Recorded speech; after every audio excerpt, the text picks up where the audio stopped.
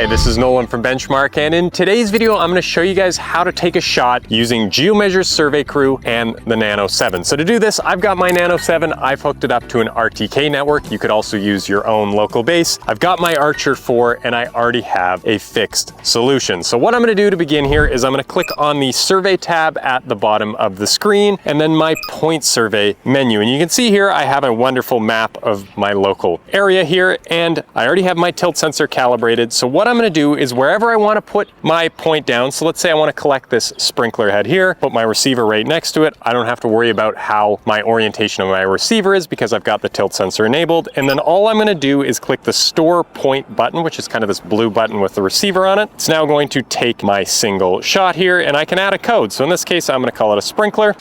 Hit OK. If I wanted to, I could add a photo and a sketch. So using the Archer 4's internal camera here, I'm going to go photograph, and then let's see here, I'm going to take a photo of said sprinkler head, add that to my point, close here, and OK. So I've got my first point saved there, which is point 1. And then all I've got to do is, if I want to keep taking shots, is walk over to the next one. So let's say I want to get this light pole here. I'm going to again store my point. I'm going to change my code here from sprinkler to L pole.